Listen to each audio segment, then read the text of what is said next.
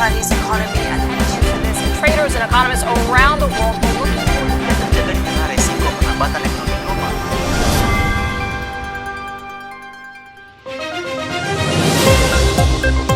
Dari pasar mata uang pound sterling, GBP USD berpeluang bergerak turun dalam jangka pendek di tengah outlook menguatnya dolar Amerika Serikat di balik pesan yang cenderung hawkish dari sejumlah pejabat Federal Reserve Amerika Serikat.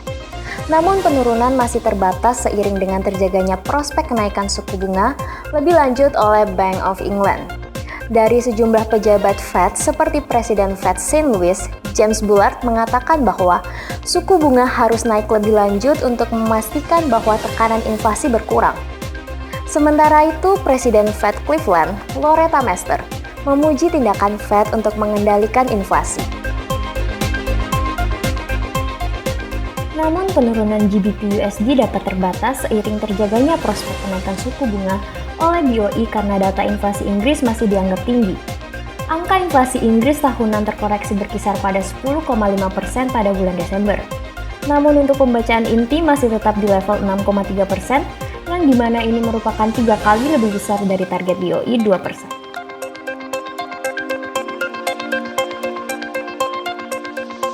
Dari pasar mata uang Euro, Euro USD berpeluang bergerak turun dalam jangka pendek pada hari Kamis 19 Januari di tengah outlook menguatnya dolar Amerika Serikat di balik pesan yang cenderung hawkish dari sejumlah pejabat Federal Reserve Amerika Serikat.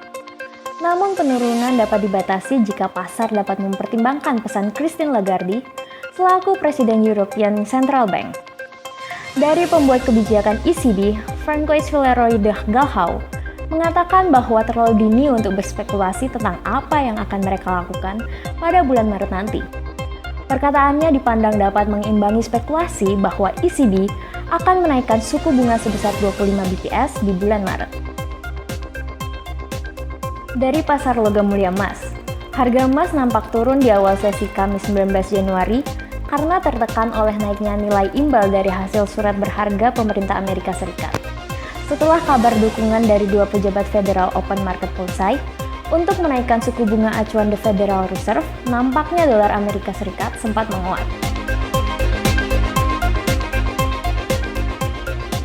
Presiden dan CEO Federal Reserve Bank of St. Louis, James Bullard, pada media Wall Street Journal semalam menyebutkan akan mendukung kenaikan suku bunga The Fed untuk bertahan di atas level 5,00% sebagai upaya menjaga inflasi tertekan turun.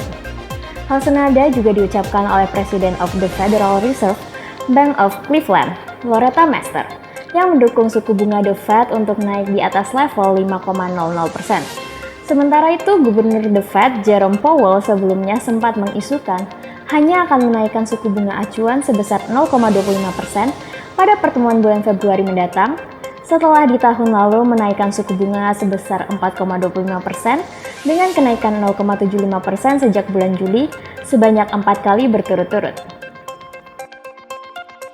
Dari pasar minyak mentah dunia, harga minyak jatuh kembali pada hari Kamis setelah data industri mengisyaratkan kenaikan besar lainnya dalam pasokan minyak mentah Amerika Serikat.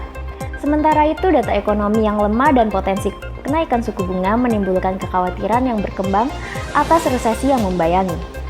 Tetapi kerugian di pasar minyak dibatasi karena trader berharap kepada rebound ekonomi Cina tahun ini.